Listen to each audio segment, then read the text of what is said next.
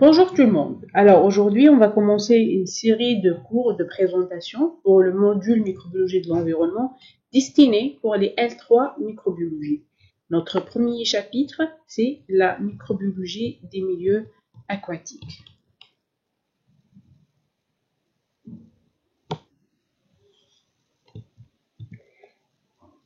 Dans la microbiologie de l'environnement, c'est une étude qui fait la liaison entre un environnement et la communauté microbienne existante. Donc, les interactions qui peuvent avoir lieu aussi. Dans l'environnement milieu aquatique, on peut le définir comme le caractériser, tout simplement le mettre en évidence sur deux catégories qui sont les eaux souterraines et les eaux de surface de la planète Terre. Pour les eaux de surface, elle est constituée de deux types d'eau. C'est l'eau douce, qui est minoritaire, avec 2,7%, et l'eau salée, représentée par les mers et les océans, avec un pourcentage de 97%.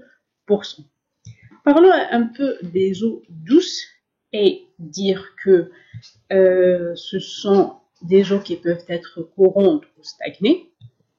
Courantes pour les rivières, stagnées pour les lacs.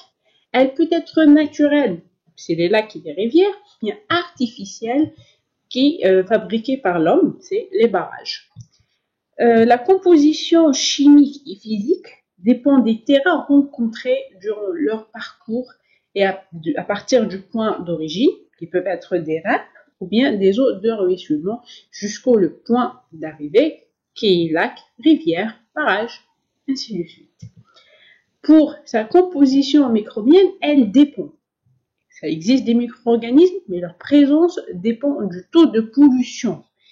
Et on parle beaucoup plus de la pollution organique qui va déterminer cette composition.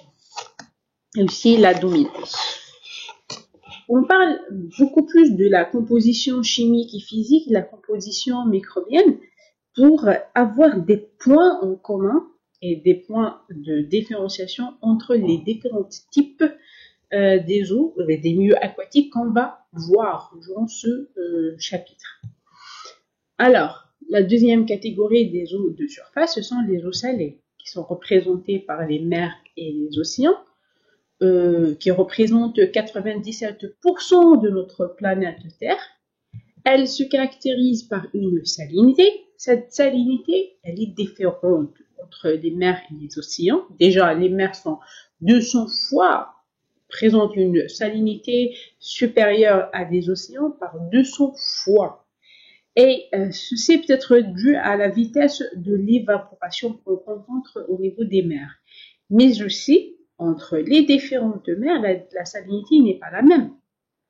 Donc, cela peut être dû à une dilution de l'eau des mers par des eaux douces, c'est-à-dire une rivière qui va finir dans l'eau, dans la mer, et par la suite, la salinité va être faible, plus faible que les autres.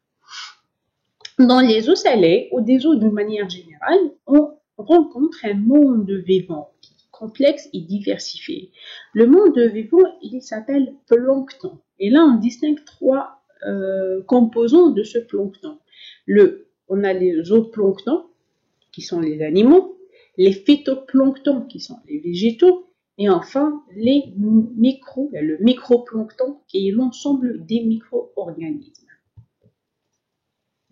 La deuxième catégorie des milieux aquatiques qu'on va voir, ce sont les eaux souterraines. Alors, les eaux souterraines, ce sont les eaux qui se trouvent à la base. Elle est considérée comme une réserve en eau potable mondiale.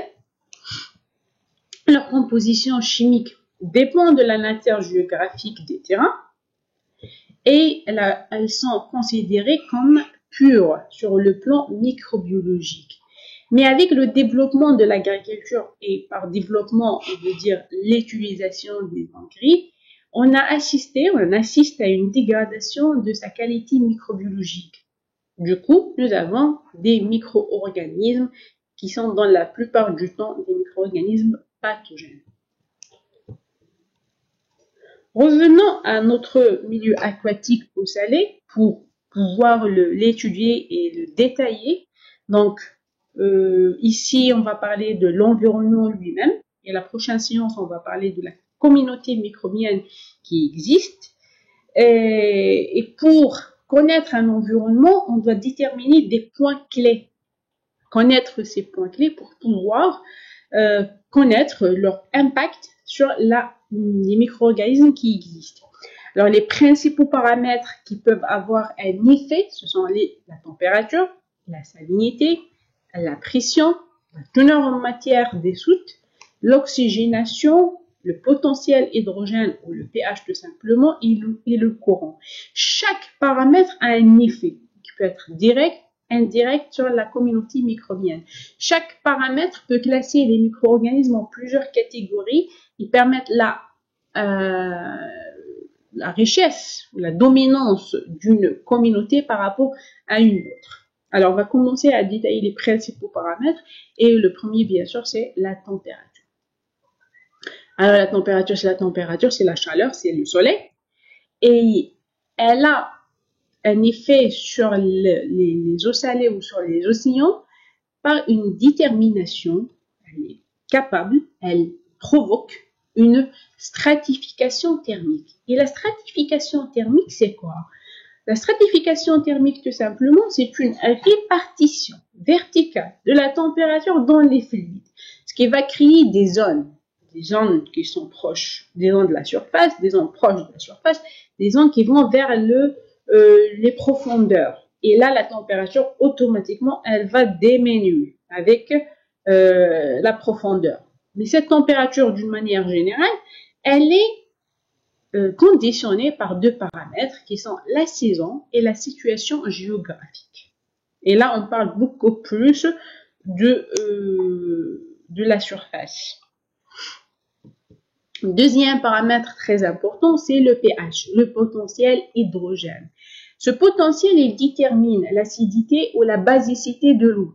On va dire, cette eau est acide, elle est plutôt basique, ça dépend. Et le pH est lié à la quantité de CO2 dissoute. Et cette quantité de CO2 dissoute dépend d'un autre paramètre qui est la photosynthèse de phytoplancton. Donc, la photosynthèse, c'est la quantité des produits qui peuvent avoir lieu par des phytoplanctons, ce qui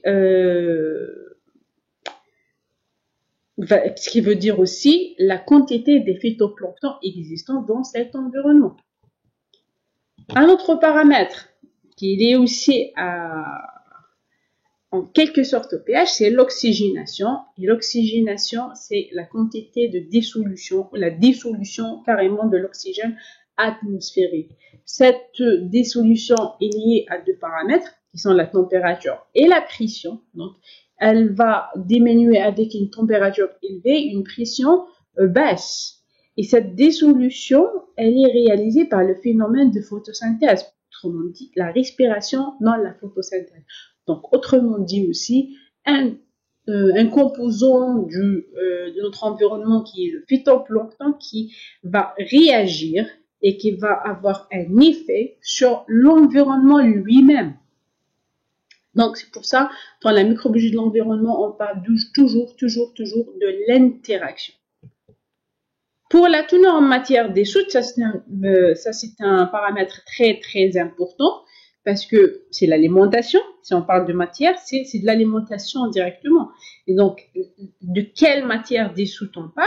C'est l'ensemble de matières particulières, donc à l'échelle de particules, qu'ils soient vivantes ou mortes, organiques ou minérales, peu importe. Cette quantité, la quantité de la matière, elle dépend de l'activité de la communauté microbienne. Pourquoi la communauté microbienne? Parce que c'est elle qui est la responsable de la destruction. La destruction, c'est pas le bon mot, c'est la dégradation de la matière existant sous sa forme macromoléculaire. Donc voilà, ça c'est pour la présentation de l'environnement eau salée. Et la prochaine fois, on va parler de la composition de la communauté microbienne, donc l'autre composant de notre étude. Et voilà, à la prochaine.